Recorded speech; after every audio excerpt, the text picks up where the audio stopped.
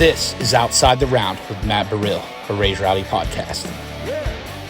What's going on, guys? Welcome back to Outside the Round with me, Matt Burrill. Today, a longtime friend of the family. He's a proud Tennessee native, a lover of chicken parm sandwiches. He's got his debut album coming out, and he's got his Opry debut here coming up soon. It's my boy, Drew Green. What's up, baby? What's going up, buddy? How you doing? Love it, man. This place is awesome. I haven't been here. Dude, and it's right down the road from Dude, it's like next door. Yeah, it's great. It's awesome, man. So how is life? It's been killer, man. It's been busy.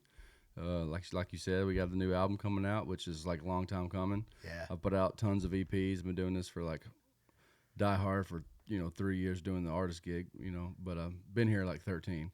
So it's been, I'm really excited to have my first album coming out. Yeah, man. It's funny looking back to when you and I first met, because I'd met you through Ethan Willis back in the day. I was probably still playing at Tootsies back then. Before COVID. Like, Yeah, I like to say BC before before COVID. my first record deal. Yeah, Like 2018, 2019 was when I met you, and then got to know you obviously through our mutual buddy, RIP to our friend Sam Johnson. Yep.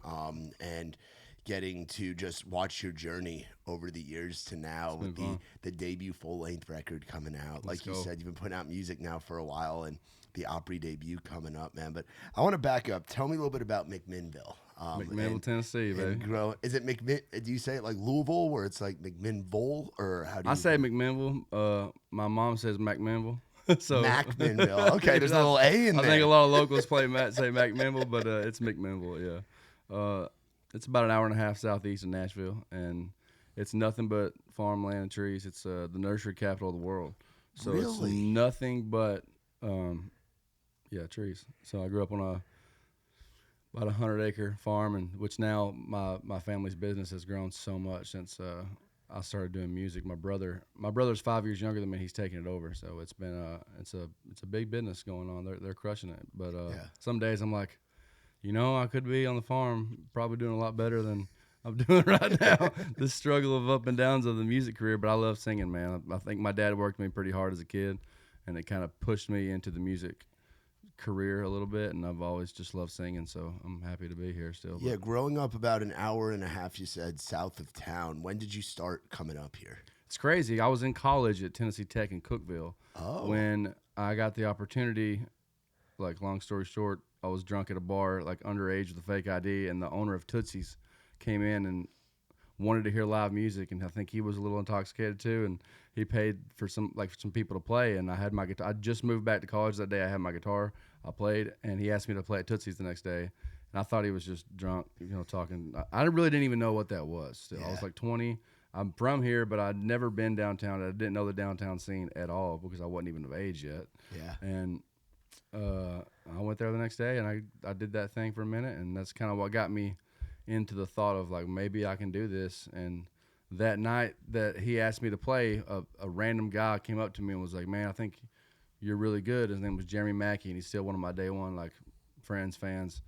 And he handed me an Eric Church "Sinners Like Me" record. And the good stuff. And I didn't even know what it was at that moment. And I went and became obsessed with it, of the songwriting aspect of it. So I started writing songs by myself. I wrote maybe 6 or 7 by myself, and there was no country music scene in my college at all. So I started playing at this bar called Spanky's that was like the place to play. And but everybody there was like Dave Matthews cover bands. And so I just like burned it down the first time I played. Like, the cops were called, people were throwing up in the fountain. I mean, it was an absolute shit show. And I was like, this is kind of cool. I kind of like this, and I gained a pretty big following, and I made a terrible little EP, like with some random dude I met that couldn't record. It was awful. And I thought maybe I can do this. And so I started playing at Tootsies. I did that for about 6 months. I started failing college because I was just singing the whole time. And so I quit that. Got a finance degree. I got married. I got a job at a bank. Wow. I got promoted to manager and trainer. Like, only 2 people got this gig at this. It wasn't Bank and Trust. It was at Wilson Bank and Trust. And I told my wife one day, I was like, I'm going to regret not going back to music and not, like, fully dedicating my time to it. Like, I'm probably going to, like, I feel like I should be doing it, Something just told me to keep trying. And as soon as I got promoted, I quit the next day. And called Tootsies back. It'd been like a year and a half, and they somehow remembered me, and somehow somebody called out that day. It was like I'm the luckiest son of a bitch ever. Like, and they I got back into Tootsies. I did it for 4 years, 4 nights a week. The best gig. I played 6 to 10 Tuesday, Thursday, Friday, Saturday. And the guy that played 10 to close was Hunter Phelps, who's freaking crushing right now. But so we became, like, one night, probably a year into it, my guitar player's string broke, and it was Tuesday night. There was probably 4 people there. It was like dead. And because I played in the back room.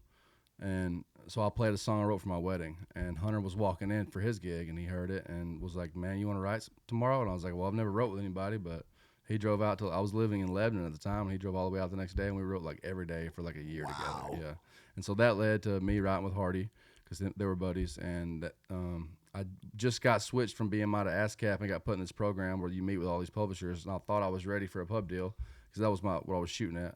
Yeah. Everyone said no, literally everyone, and was a little down about it. And and as soon as that happened, Hardy calls me, and I'm like I'm having my first son. I'm like in the delivery room, and literally it's like 3 minutes away from having a kid. And Hardy calls me and was like, "Yeah, Florida Georgia Line's cutting this song." He said, "What are you doing?" I'm like, "Just having a baby, man.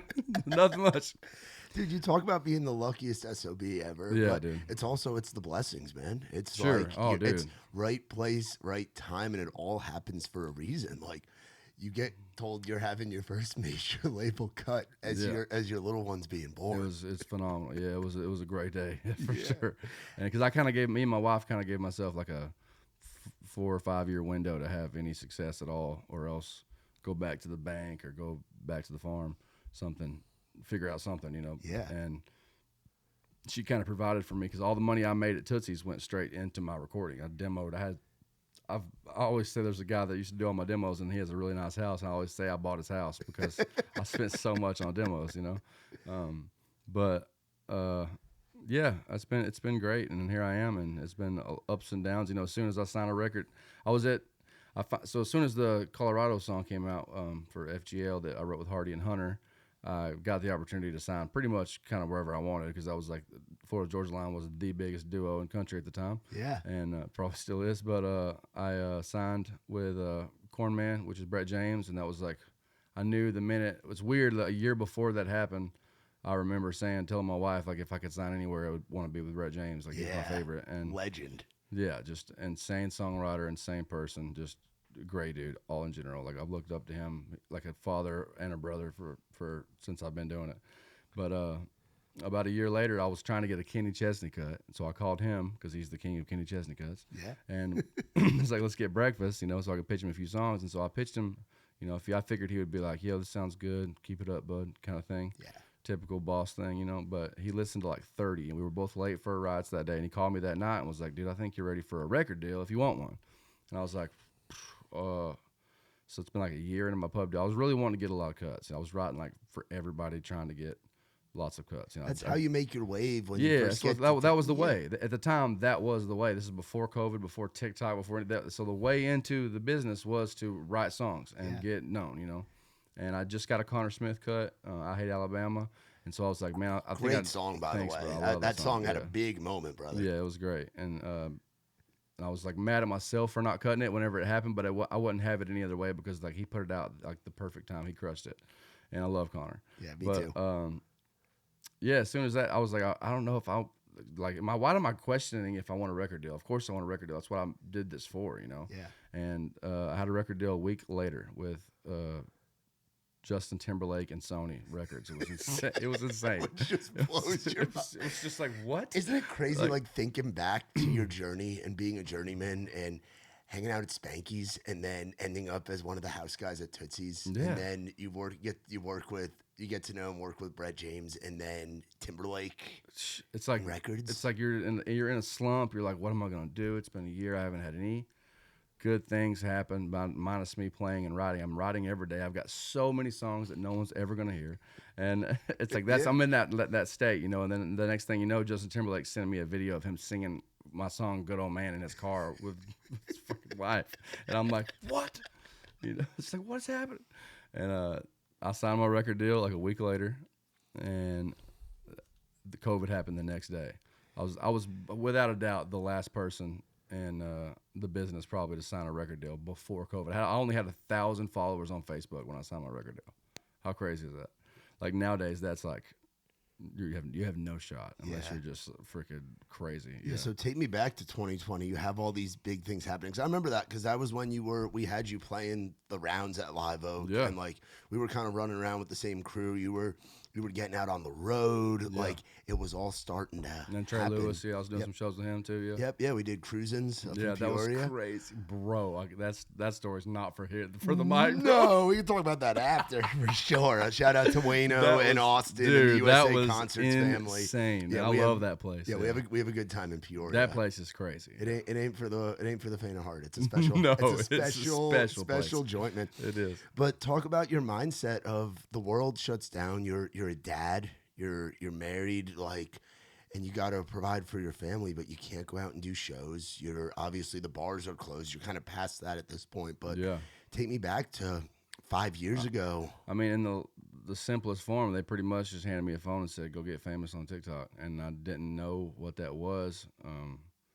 Everyone's going through a period of at this time. Everyone's going through a period of, do I even want to do this TikTok thing? Because that's you're looked at like people shunned it. People and I was like, I'm not dancing for nobody, because at the time that's really all it was dancing when it first started, and I was like, if this is the way, then okay, this is not what I grew up wanting to do. You wanted to write songs and sing them. I grew up watching, like an Eric Church video or an Al Dean video, and riding the tractor, watching freaking CMT at night or MTV.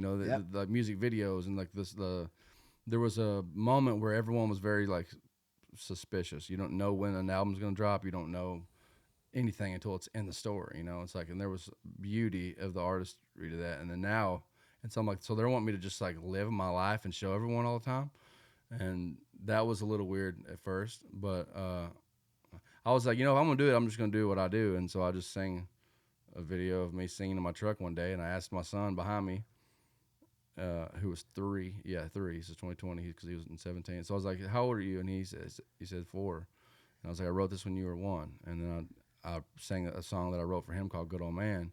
And the next day I woke up and I had 84,000 followers on TikTok. It was like so fast. It was like, like I said, everything was just like nothing, hard times, bam. And it's just like every day, it's like every successful thing that's happened to me has been that way. Yeah, man. And it's just an innocent video of you with your little man like, saying, absolutely hey, nothing. bud, check out this song I wrote when you were 1. And in 24 hours, 23,000 people had already used it like in their videos on their TikTok. So I was like, and it broke like a Shazam record thing. It was crazy. And so I'm like, okay, well, this might go to radio. Like I'm thinking in my head, because I just signed my record deal. They've gave me all these little checklists, and I checked all those checklists for like social media aspects in one day. So I'm like, okay, okay, so we're going radio. We're going radio. It radio out loud, bro. You check it all in one day. Yeah, we're like looking at like a 4-month program of like getting this many things. We did it all in one night. So I'm like, okay, we're going radio, So we got a couple dates. We got a couple things happen.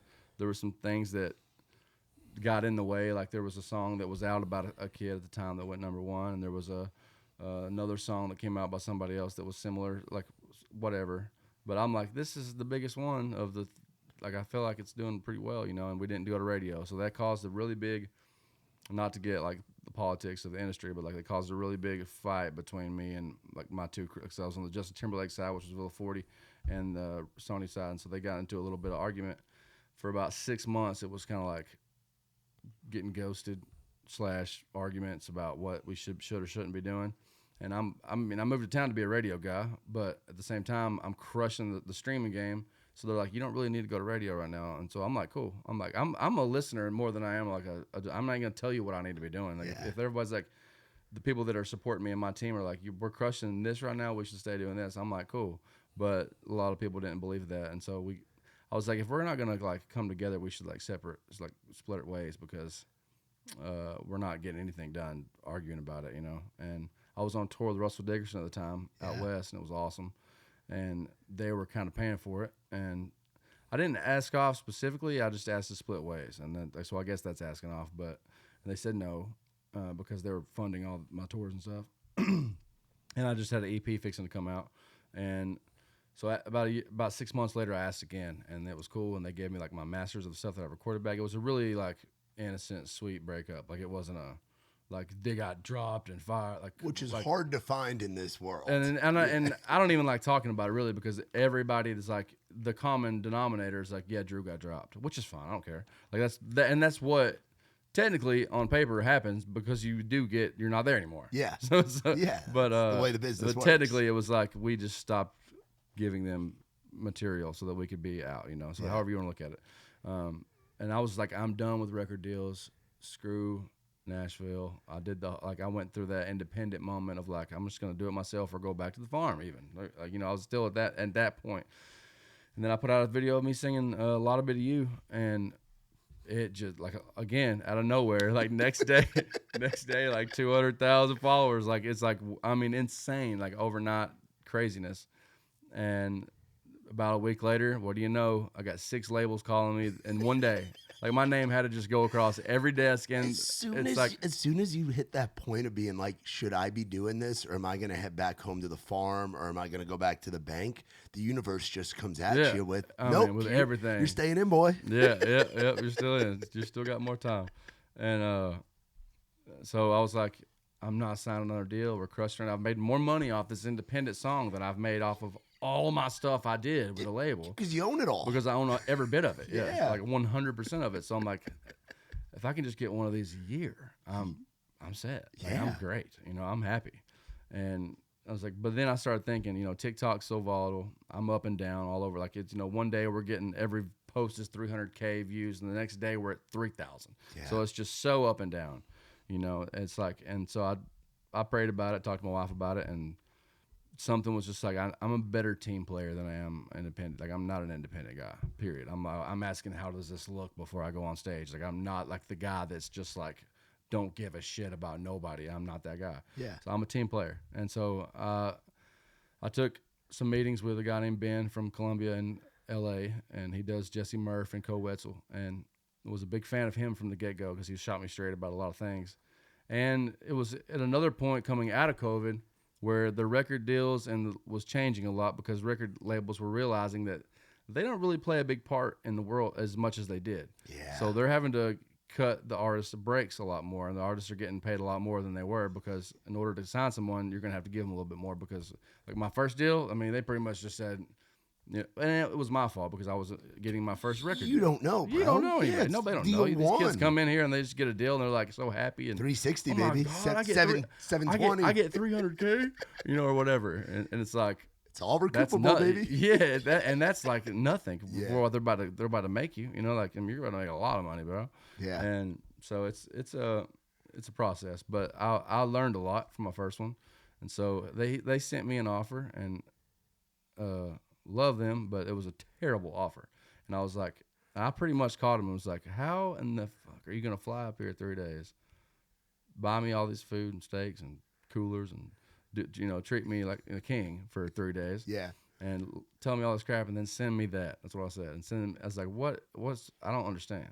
Yeah. He's like, look, that's just our initial thing. You send us what you want. And so I was like, all right, bet.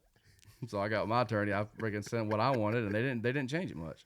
And I was like, I don't care if I go to radio. I don't care if I do success at all. I have to take this deal, and it turned out great. And I'm super happy where I am right now. Yeah, it's been awesome. They let me put out as much as I want. I'm trying to do like a song every 4 weeks. And it's like, that's when I see me grow, is when I put out songs and like every 3 weeks. And that's the fan base that you've built. Sure, and that's what the world wants. Yes. Yeah, dude. They want it. It's the years of us waiting for a Jason Aldean or a Brantley Gilbert record every 3-4 years. Yeah. It's been gone for almost a decade now. It's crazy. Unless you're like, even like, look at Morgan. I mean, he's putting out records like that, but he's doing 36 songs at a time. And then literally 3 months later, he'll put out another song. Like, it's like, everything's very quick. He'll start teasing track 1 of the next 36 songs. Crazy. Dude, it's crazy, man. It's crazy, but he has the money to do that. And he has the team. I mean, the best team in town. So that's awesome. I mean, I'm happy for him, but not everyone can do that for sure. Yeah, man. Everybody's got to work in different ways, man. Sure. Talk about your time of coming in. You talk about like at the tail end of one of my favorite eras, because everybody, they're at our age, because you're how old? 36. You're 36. I'm 30. So we're kind of in that same ballpark. And everybody remembers going to an FGL show and drinking Fireball at the tailgate and watching. For sure, bro, country was hot. Yeah, bro, it was like I call it the sex, drugs, and rock and roll of country music. It was our hair metal. It was our FGL, and it was great. Dustin Lynch and Luke Bryan and those guys were our Motley Crue and Guns N' Roses and Whitesnake. Yeah, and that's what I learned in the writing process. That's where I grew up. Was like FGL, Sam Hunt. Yeah, like a blend of those two, probably. It's a party, man. Yeah. It's you're out in a field or you're in a parking lot. You're hanging out. Girls are dancing on. I call it adjective country because adjective. Yes, like FGL. Tyler Hubbard, in my opinion, is the king of adjectives. Like every hot summer, sweaty, sandy night. Yeah. Like it's like 4 adjectives in the noun or whatever. Like and FGL was the king, and that was different of that. Yeah. So and what was it like? Every song was like that. Yeah. What was it like coming up in that era?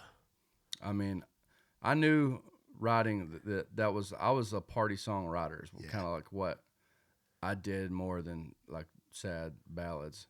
So whenever I got to my Colorado cut, I was like, okay, I can maybe do more of this like all the time. I could probably get pretty successful at just writing party songs for people because no one has them and everyone needs them and everyone loves them, and the live music scene was coming back and blowing up and crazy. So it's like maybe that's just what I should do. So I've got more songs that are just like me partying than like I did the whole bro country lyric thing pretty well. So because that's what I grew up listening to, and I loved it and I miss it in a way, But at the same time, it can only resurface lyrics so much. I mean, I understand why that's why it's out, not because we don't love it. Everyone still loves it. Yeah. The reason why it's not doing what it did, that's why it's an era, because an era is something that you do and then until it gets resurfaced so much that people are tired of it. That's what an era is. Everything cycles back around. Like right now, we're in that neo-traditional thing where butt rock is back of the 90s, 2000s, where it's like Nickelback, Limp Bizkit, System of a Down, Korn. Those guys are all back. Creed, like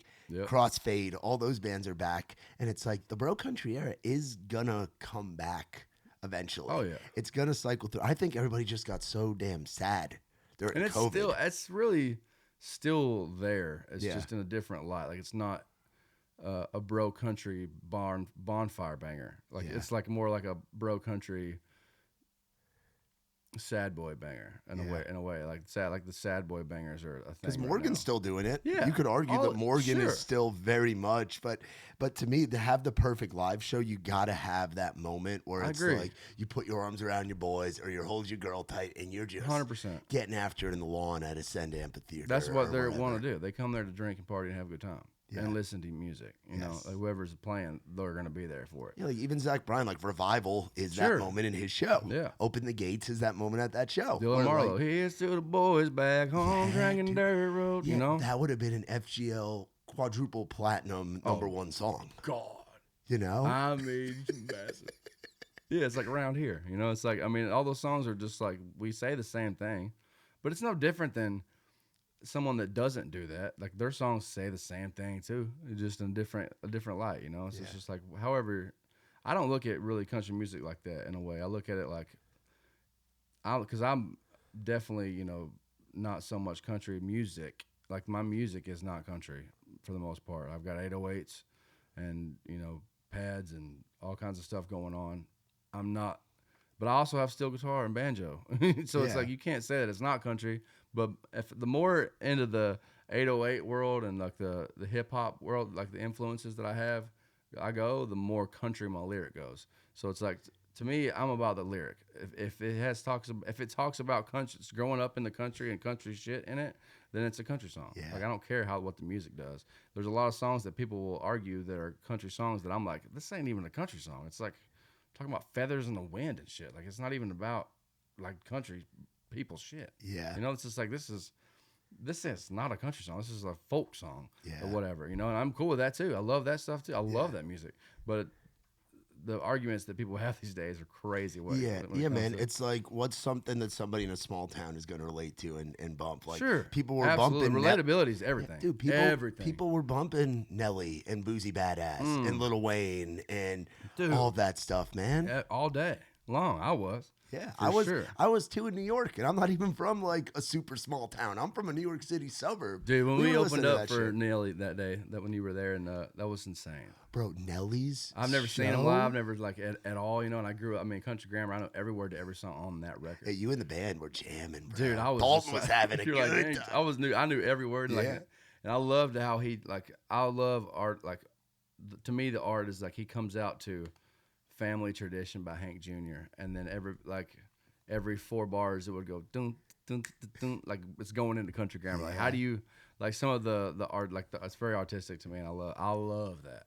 Yeah, and man. he crushed it, man. Dude, God. yeah, my some of my favorite sets of that weekend, which you and the boys killed it too, man. It was fun. great to We see did. you We did guys have a do a good show show. Yeah, it again. was man. great. That was a fun freaking day.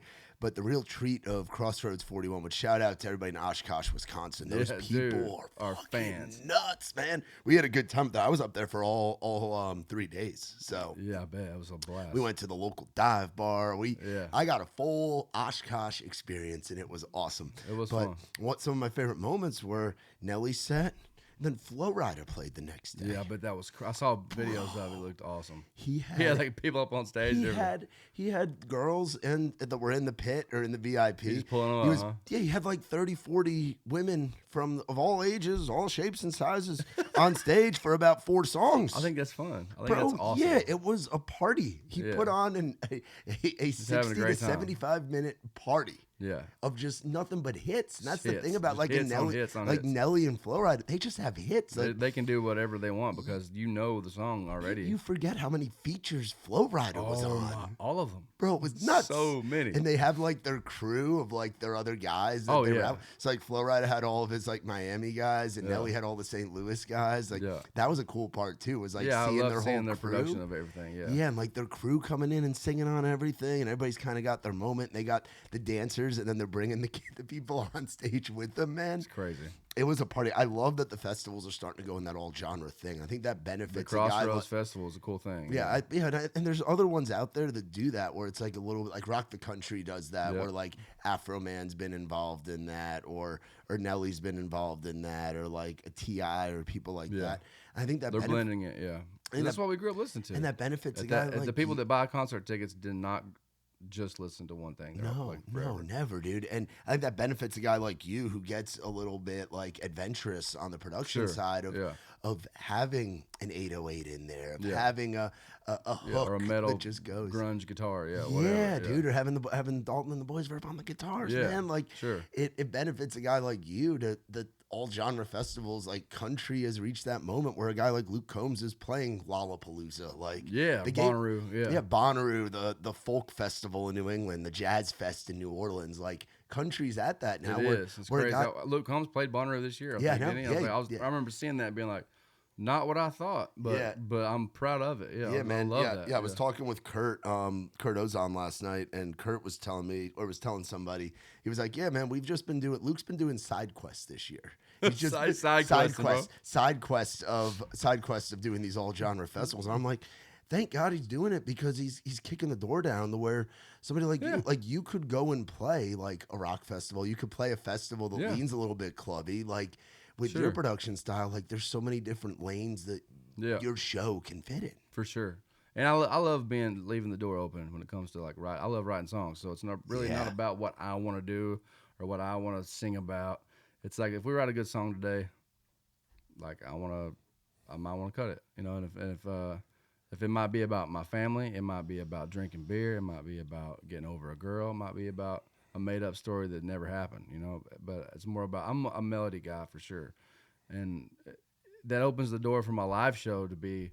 Like you said, I got Jamie and Dalton up there with rocking guitars. I mean, Those boys rip. It's a rock show, you know. The band sounds and looks good. I mean, they're banging up there, Yeah. you know. So it's like it's a rock show, or I mean, it's close to almost metal show, but it's like the music has the 808s in the background and stuff, and it keeps it, and the tracks and everything that we have in there keeps it country and I keep it. I mean, it's me that's the country part of the song, probably, you know, but.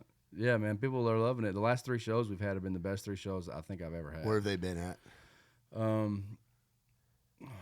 don't know. Do you remember? I don't know. Remember? So have you played since Crossroads? Yes, I played 3 times since then. Or I played Nebraska.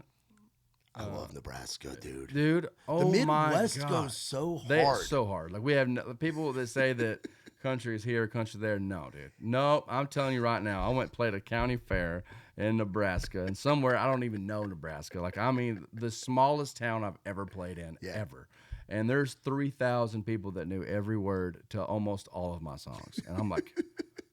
I'm like blown away. I'm talking. They're holding up signs with my songs on it, like Big timing in a small town, baby. Yeah, like tattooed by people, like my name's on their arm and shit. I'm like, these people are diehard. Yeah, and they love new country and they love country in general. They know everything. You know, I played with Rodney Atkins there that night, and it was like we're completely different artists. You know, and I grew up listening to him. Oh yeah. And everyone knew all of our songs, mine and his. And it was like the crowd, the fan base did not change because they're just happy to see a show because they probably haven't seen one in that area maybe ever or in a long time. So it was like really like eye-opening for me to see like the Midwest killing. Yeah, in short, it's insane. Yeah, man, I love the Midwest. Talk about coming up with the guys of like having your songwriter crew of like you talk about Hunter, you talk about Hardy, you talk about like Smith Anquest, like Brett Anderson, CJ Solar, like your guys' whole crew. Like, what was it like kind of cutting your teeth with those guys before I was like they were blowing up? I was like a year after them. All of it, like Smith and Brent, Hunter, CJ. I was like the little baby of the group. Like, so I don't even consider myself in that group really because they were like so tight. Like they were doing all the whiskey jams together. They were doing all the, you know, everybody wanted. It was like Band of Brothers. Yeah, or Jameson. something, right? You know, everybody. Yeah, Band of Brothers. Yeah, everybody wanted to be in that crew, and I wasn't like. I was friends with Hunter and Brent and Smith and Jameson. Like we'd wrote a lot, but just a few times. Where these guys are writing like once a week. I'm like once a month probably. So I was like the little guy in the group, but the biggest guy in the group, but the littlest guy. So I don't consider myself. I was like a year after, but well, what'd you learn from them being like the younger brother? I mean, dude, like, some of them guys are the best. Like I walk, like I said, I'm the luckiest son of a bitch. I walked into the best like Hunter writing crew. Like he was new. We kind of taught each other how to write a little bit. Like we were like each other's like, you know, he'd been in town the year before me. But like when you meet Brent Anderson, you write with Brent Anderson, Smith, and Jameson. These guys are next level, dude. I'm like, I can go somewhere and write 4 songs in one day. Like, what are we doing here? Like we got something here, you know. Like me, Smith, and Brent went to my houseboat one summer, and we wrote 9 songs in one day and drank probably 50 beers apiece. Wow. And you know, like it's 3 a.m. and I'm clearing off the table about this size, and Brent's like, "There's beer everywhere." He's like, "Dude, we've drank a lot of beer." And I'm like, "Brent, this is the 3rd time I've cleaned this table today. Like we've drank a lot more than you think." And 9 songs, and we're writing songs, day? and they're not bad. I cut 4 of the 9 on one project. Like it wasn't like we were writing just to be writing. Like we were writing all hits that day, you know. And some of these guys, I think, deserve so much more credit and the ability. I think some of the best writers in town are the writers that can't get their songs to people because they're that good. They're so good that they don't leave the work. Like because they're working. Like they don't have the team that can call Morgan Wallen and get him a cut or whatever, you know. Some of these guys are like, they're working, and so like and people haven't heard their freaking insaneness. Like I just cut a song called "You and the Sun," which is I didn't write, and Brent showed it to me like the 2nd time I ever wrote with him, like in 2017. He showed me the song, and I remember like literally like getting floored, being like, I can't write a song today. I need to quit my job and go home right now. Like this is the best song I've ever heard in my life. And that songs like that, when you get that feeling, like, to me, I was like, I can't believe I forgot about it, because I know Blake Shelton had it on hold at one point, and I called him like last year and was like, "Do you still have that song, or did someone cut it? Like I haven't heard anything about it." And he was like, "No." And I was like, "Can I cut it, please? I need one more song to finish my project." And it's the last song on my album that's coming out. So it's like some of these guys, like when you hear just the lyrics, like to me, I sound like shit on it because his work tape was so good. I was like, I'll never be able to do what Brent did. I love Brent Anderson so much. But shout out. Yeah. And I was like, how about you just produce it? So Brent produced the whole thing.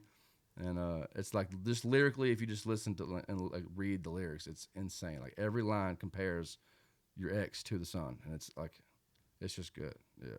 That's awesome, man. Yeah. So talking about the record, what you're looking for. What's it like having after all these years of doing this, having your debut record out, it being songs that you've written with your guys, and just tell me about like where did the title for the project come from, and kind of walk me through the process of getting this bad boy out.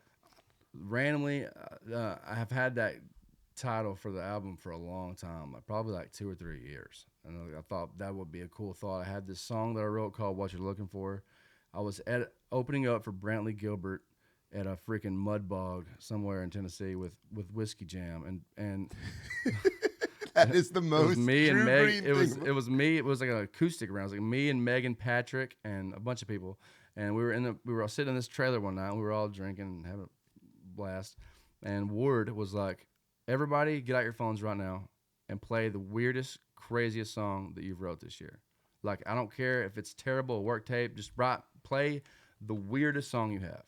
And I just gotten this song called What You're Looking For back, and it's got this weird, it's like almost cowboy, like Western, like rattlesnake kind of thing, vibe. Yeah. But also like this Indian, I don't know. It's just a different song with 808s and halftime freaking. I mean, it is the craziest thing for like music and listeners. Everyone that hears it goes, well, that's really different. Yeah. And I played that song and everyone flipped out. I hadn't showed anyone yet, but everyone flipped out and they were like, dude, you've got to cut this song.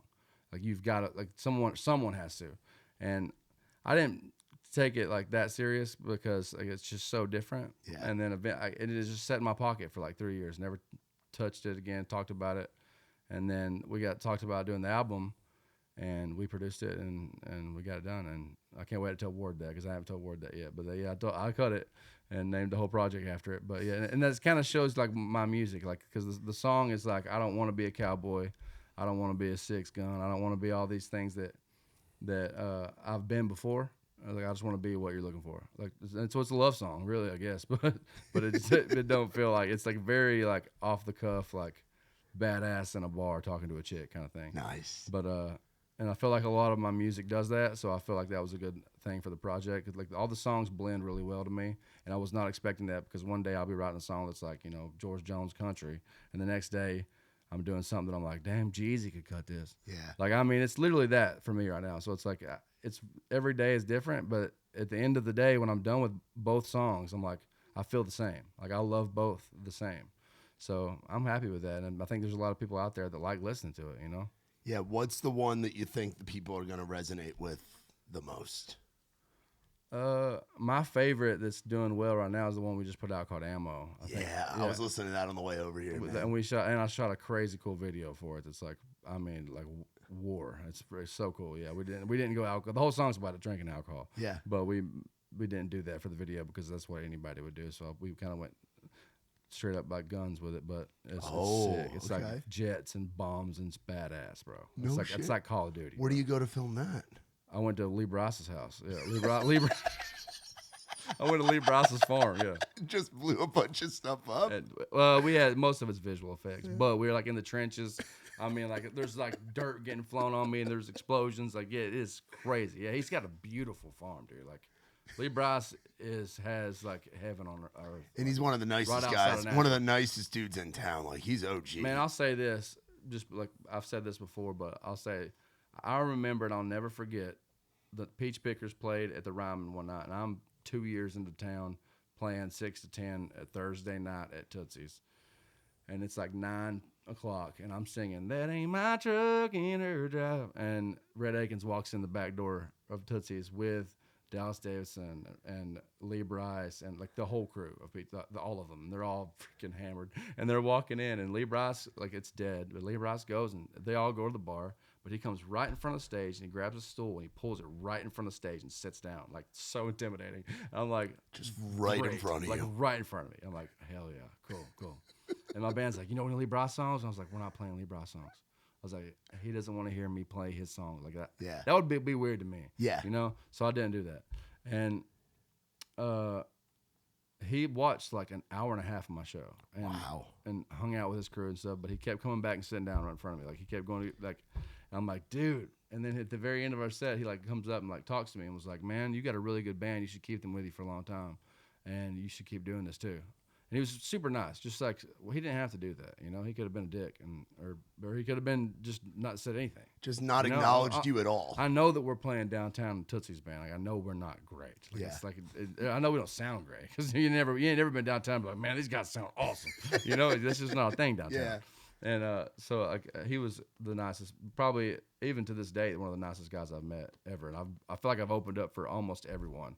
So shout out to him for letting me use his place, because he didn't even know who I am, and let me use his place to shoot a music video. You know, stuff like that. It's just like genuine. He don't care. I'm not hurting nothing. You know, and if I did hurt something, I'd probably pay for it. You know, and it's just country. He's just a country boy for sure. Yeah, man. There's not. It's like. I want to try this. Though. Oh, do it, man. Yeah, try it. You an iced tea guy? You like iced teas? I'm a vodka guy. You're a vodka guy. That counts. That counts. Yeah, try the Surfside. A little iced tea. You can't even taste the vodka in there. Yeah, they're crushable. They're crushable. Yeah, they're known. They're oh man, they're like beyond crushable. Yeah, the slogan is "No bubbles, no troubles." It's not a seltzer. It's a Surfside. That's Sunshine in a can. There's so many people that don't like I love the carbonation. The carbonation, yeah. And so like this is for them. Yeah, that's something that you could just pound those on a boat. Oh, it's like so light. You it's just like, pound them on a boat. It's like lighter than water. That's what people do, man. They're big on like the golf courses. They're in almost every baseball stadium right now where you can buy them. They're in. They just drink that like so fast. Yeah, man, they're crushable. Nikki T puts work on those things, and they make like a green tea, a lemonade. The green tea's got like 30 milligrams of caffeine in them too. Those have natural caffeine. There's green tea and vodka. There's flavored iced tea. There's flavored lemonades. There's all kinds of shit. I'm gonna take a little box of them home. Oh yeah, that's what we're doing, man. I'm giving you the box. That's really? what they're there for. Yeah, and we got a bunch of hats over there too. Where you grab some hats. They're freaking good. Oh yeah, man. You know I'm a hat dude. No bubbles, no troubles. Surfside. Oh, you know what? It's funny. Speaking of hats, with Raised Rowdy, like I remember when y'all first came out, like somewhere in that. I don't know. Nikki T started at 2017 was when Nick started the blog and started printing hats. Okay, and shirts. I remember seeing all this stuff, and I'm like, these guys are gonna be fucking massive. I just knew, and I felt it. Like I just knew something felt right about it, and I was like, I'm gonna hop on this train and try to get in there with them boys off the get go, because I feel like what they're doing is cool, and I want to be a part of it. Yeah, the wild thing for Nick was, Nick tells me, because I moved here 2018, so I was not far behind you, and I used to work downtown too. I was a bouncer at Whiskey Row with Ethan and Dave and Tyler and Dakota and all those boys. With Joey worked down there for a while. Like I was down there doing that and everything. But I remember seeing Nick posting of stuff. Like I would find artists through who Nick was talking about on the blog, and it was like Nick, it was Sarah. It was Katie. It was like he had somebody in Chicago, somebody in New Hampshire, somebody down here in Nashville. Nick obviously was in Pittsburgh, and it was like people didn't know where Raised Rowdy was at, because Nick was talking about guys like you, the Ryan Nelsons, the Muscadine Bloodlines early on, like all the Meg Patricks, the Ashland Crafts, the Joe Fortners, you know, like the Taylor Ray Holbrooks, like back in the day, like. Well, y'all, I mean, y'all have the underground, man. It's the underground, but y'all have a way big platform than you probably give yourself credit for. Like you could make anyone probably really famous. Well, our thing is, man, our thing. I appreciate you saying that, dude. I mean, we're guys that I used to go to 100 concerts a year when I was in New York. I'd funny you talk about Brantley Gilbert. I drove to Portland, Maine to see Luke. It was funny. Luke was actually the first of 3 the night that I went. Then he got moved to direct. It was Luke Combs, Tucker Bethard. It was Brian Davis, Luke Combs, Tucker Bethard, and Brantley Gilbert. That's insane. And Portland, Maine. I would drive 5-6 hours to go to a concert. Nick would do the same thing. Nick and his friends used to. You love it. They would chase shows, is what Nick would call it. He'd see show chasers. Yeah, dude. bro. He'd follow Cadillac 3 for a whole weekend. That should be a TV series. Yeah, bro. He'd go to a Cadillac 3 Thursday, Friday, Saturday show across 3 different states. Him and his friends would carpool, blast, and they'd go just like the girls down in Alabama, like I call them like the Vines, like the diehard Muscadine fans, like Katie Brooks and Katie's my girl, bro. Katie, Joanna, like Brandy Hewitt in Mississippi. I love that you just mentioned Katie. Shout out Katie. Bro, Katie was like my first diehard fan. I know, man. She used to freak out when I would have you, because I met all of them when I was selling Gary and Charlie's T-shirts on the road for Muscadine. I love people like that, man. And Katie was somebody that would always freak out when I'd have you on the road. She would drive literally 4 hours a week to see me play at Tootsies for probably 100 times. I'm not even exaggerating. Yeah, man. I mean, That's what it is. People love it. That's what separates country music from everything else. It's Like 100%. people don't love. I mean, I'm sure there's people that are like that about rap and hip hop and Sure. rock and EDM and whatever. But Yeah. there's something special about the country music fan. scene, There's something yeah. special about the Katie Brooks of the world, the Nikki T's of Yeah. the world. Like where it's just you love it. Like I used to watch. You know Dave Hangley. Yeah. So Dave's the reason I moved to town. Okay. I used to go and watch Dave play cover gigs across New Jersey. Sheesh. And I had him on my college radio show in freaking 2014. And then Dave moved down here and he'd call me once a week and say, bro, you got to move. You got to move. You got to move. But it's supporting the guys in your scene, just like you had your people at Spanky's or you had your regulars that would come and see you and the boys play at Tootsies. Sure. Like, people just feel connected Crew, with you guys as an art. Yeah, man, it's the crew, it's the day ones, and those people. I'm sure there's a list where it's. I mean, Katie's in a special category, but I'm sure there's other guys. I'm sure there's other guys and girls that have kind of been with you day one that were with you from the Tootsies days that are now so stoked to see you put out your first. And it's record. crazy, like you not forget about them, but like it's been so long since I played there. Like yesterday when we leaked that we were playing the Opry coming up, it's like. All the comments that I saw that was like, I remember watching him in 2017 at Tootsies. I'm like, how do you remember that? Like, I mean, it's like they've been following me.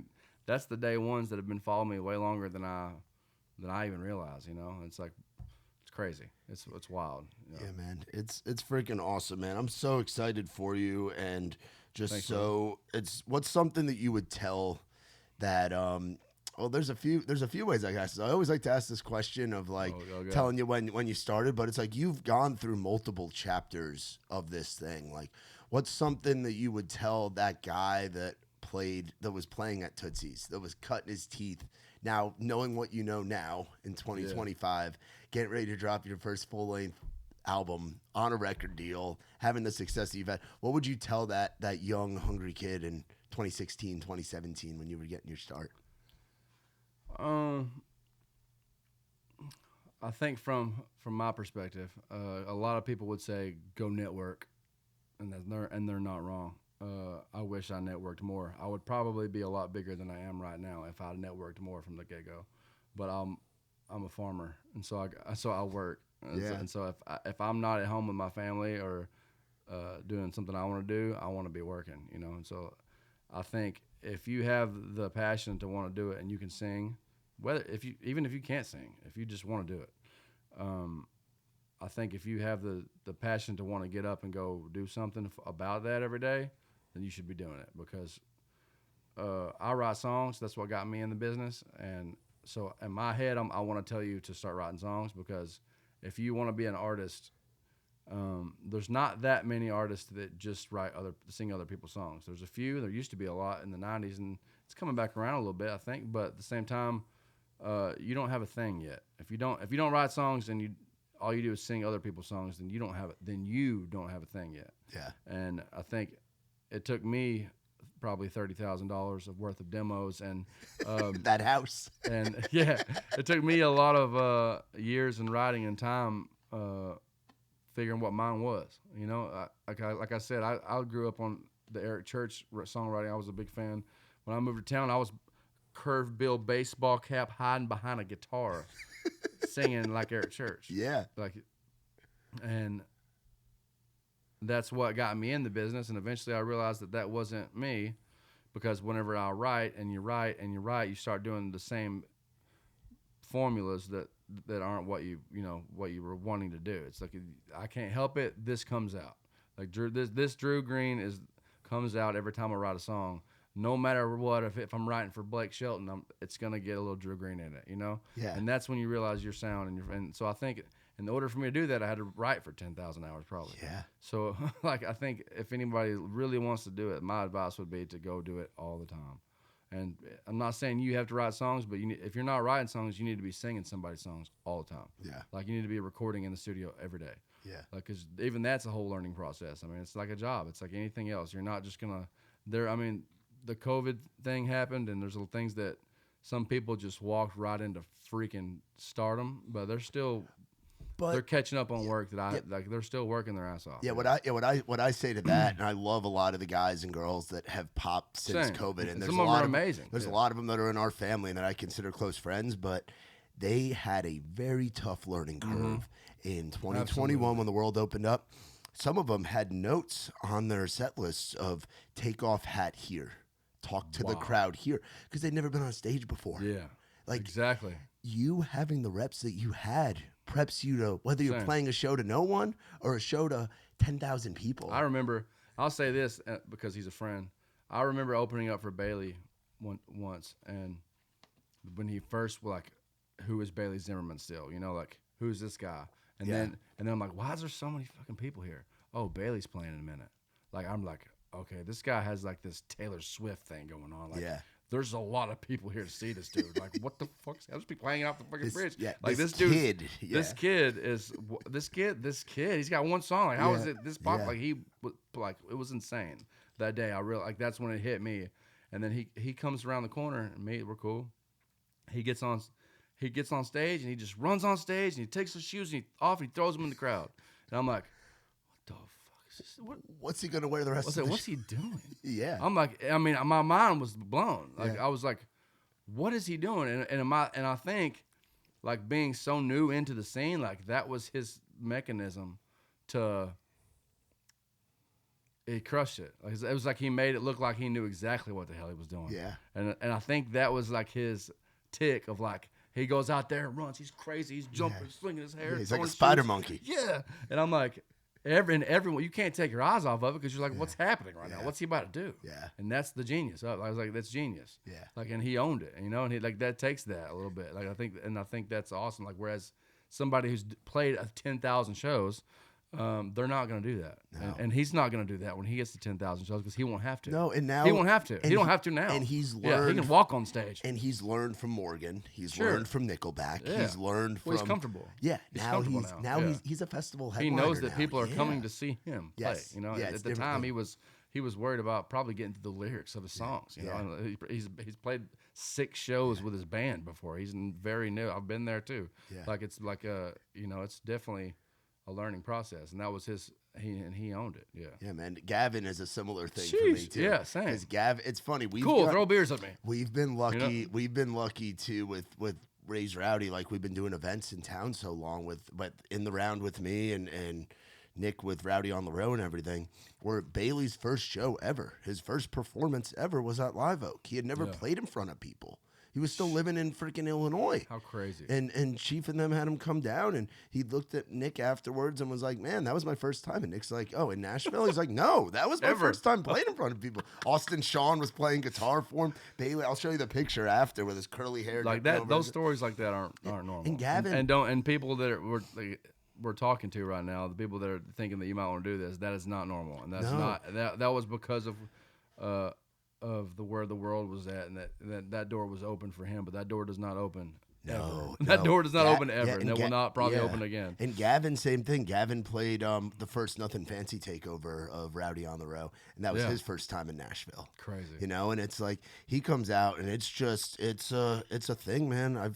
We're going down to see him in Statesboro, Georgia again in a couple weeks. Which it's a great show. Man, it's chaos. It's fun, man. People it's love fun. He's one of the few shows where usually I like to be in the pit, like how we were for Nelly. Yeah.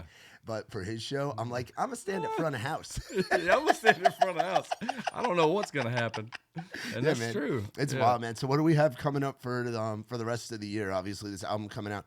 Just talk about, again, I know we started up talking about, but just for you coming from the path that you came from of cutting your teeth downtown and singing other people's songs and the ups and downs and the roller coaster for Opry debut. Let's go, just bro. how I'm so excited. I'm like so nervous. Just how big does it feel? How big of a moment is it going to be to stand in that circle coming from where you come from and the roller coaster because it's a roller coaster for everybody, but for you, man, it's a roller coaster that truly has had so many ups and downs over the last 8 years. I think mostly like what I remember sitting out back of Tootsies smoking a cigarette once, and I remember being wasted one time and 10 times and just thinking, man, I'd love to play the Ryman.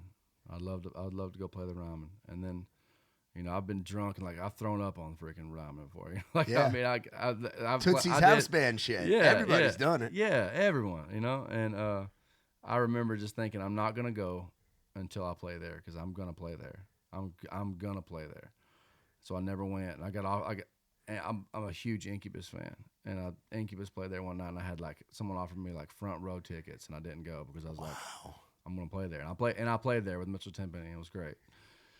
I'm the same way with Opry. I've never been there. I've had so many opportunities to go, and I want so to. many And buddies play. Yeah. Oh, dude. But I'm like, I'm not. I'm just like, I feel like it's like the chip on the shoulder thing. Like if I don't go, and I keep telling myself I'm gonna play there, I will play there. And that's the kind of how I operate. So it's like so I've never been. I'm really excited. I've seen lots of pictures and videos of people playing there, but I mean, it's like to me, it's like the Super Bowl in a way, of where a country music artist and someone that grew up, that loves country music and the tradition of country music, that started country music. So I can't wait to be there. Yeah, That's awesome, crazy man. that I could even be included. Yeah. Yeah, man. Hey, man, it's well deserved. Thanks, bro. It's so well deserved, and you've earned it and literally gone through every step of the way to get there. And man, I would say the way that 2025 is closing out, 2026 is gonna be. I hope so. Time for I'm you, dog. I'm hoping to light it up. Yeah. Yeah. What are the goals for 26? Is it shows? Is it tour? Yeah, I'd like to do what you're looking for, a tour, probably. Yeah, I mean that's the goal. That's my end. Like that's what I want. That's what I'm shooting for. And that might be a small club, thing. I don't care. I don't care if it's 20 people. If you're playing at Cruisin's, I will be there. Yes. We will bring the rowdy shit show to Cruisin's. Wait. Wayno. I'll Make call it him. happen. I'll text him after this and be like, you got to get Drew Green. Let's go. That was, man, I've played there twice, and both times we've been like top tier shows. What was the other one? So you did it with Trey back in the day? And then I did it just me. Yeah. Oh, you've headlined there. Yeah, it was, and I was like not at the headlining stage yet, like where I probably could. So like I think they had like a college night thing, so like to make it work. But yeah. Yeah. Like have you been there? How long ago was that? Probably 2 years. Have you been there since Ducks opened up? No. They opened a bar across the street that's really? the after hours bar that they also Where that little own. market used to be, like right across the street, or like Next to the market. So it's Casey's liquor store, Ducks. And Wayne cooks breakfast at Ducks from time to time. So he'll be up all night, and then he'll stay on site and then get up in the morning because they do breakfast in there at like 7 in the morning. They know how to party. Yeah, they're different up there. Peoria's just a different animal. I mean, I'm like, what has happened? I have shotgunned 5 Red Bulls, and I mean, like, what am I doing right now? And they have that Surfside stuff there. Surfside works with them too. I could drink this all day. The green room I might drink the green room is just loaded with. I mean, obviously every kind of thing, but cases of that stuff. They treat you right. That's what. More importantly, Wayne, shout out, because like I remember, I just got a brand new crew. We're opening up for Trey. This is the first time I play there, and this dude takes the opener out for a steak dinner. Yeah, and like probably spends over $1,000 on our dinner. Yeah, and we feel like rock stars. Treats us great. Yeah. Gives us like somewhat like he went above and beyond what any owner of a place usually does. So like I will always play there if he invites me. Yeah, for sure. Yeah, man. Hell yeah. Well, so I love people like that. Yeah, man. So hopefully a tour next year, and then are we looking at more music coming out? Yeah, I know we're on the 4-week program right now, right? So we'll sound like I'll probably I guess get the next option from my label, and then I'm gonna go right in. Like I've always done it a little different. I think I'm gonna do it different this next time. I've always recorded a song, send a song into like my my team, like, yo, what do y'all? I love this song. What do y'all think? And then I'll record it, and I'll record another one, and then it's kind of like more sporadic. Whereas this time, I think I'm gonna do it like the old school, a little more old school way. And I'm gonna go in and record all of it at one time. Like just pick the songs, even if I wrote them 5 years ago, whatever. Like pick up make an album and record it. And I think definitely that's what I want to do. It might not be the best thing to do, but that's what I'm gonna do. Yeah, for sure. And I'm sure that'll change 100 times because I write so much. Like I'll write something that changes that 10 times. But that's my plan right now. Yeah. How many days a week are you writing right now? Just like 3. Just 3. So it's light now. It used to be and like it 5 still or 6, feels I'm really sure. busy because I'm doing some like I'll have to shoot content one day. Yeah. I'll have to do something like this one day. I'll have to do a vocal one day. So it's like there's a lot of stuff in between, or meetings, with whatever.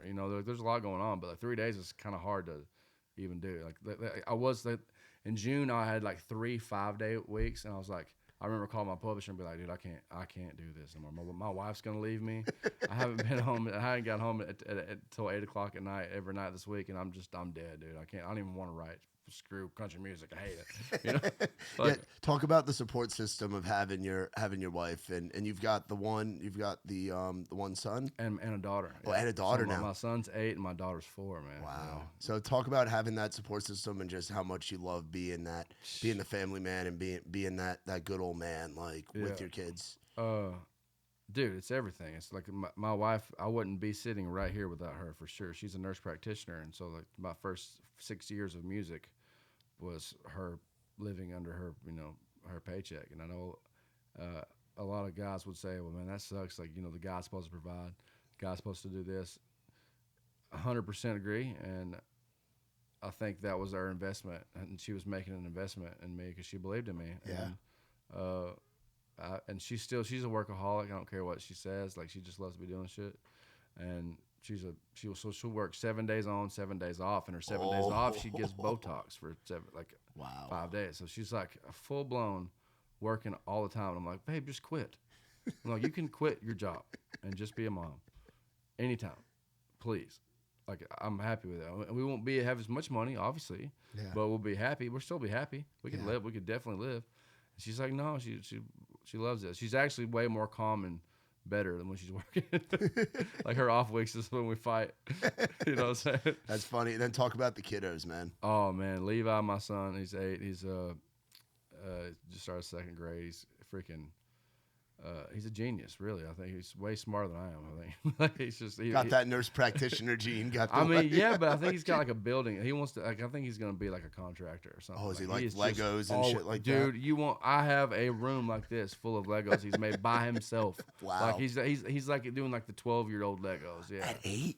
Like, he's just crushed. I mean, he'll sit there for like 8 hours. Like, he's just like, and he loves doing that.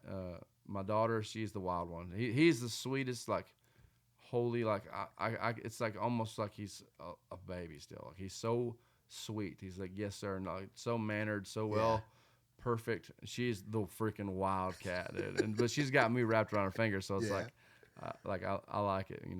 I'm definitely a daddy's girl, but I love it, man. Yeah, I love being at home. I love touring, and I love. I've kind of, in the past 2 years is when I realized that, because one year I played 188 shows or something, and I lost $60,000. Yeah. I'll tell everybody, I don't care. I played 100-something shows, and I lost that much. That's how much I lost that year.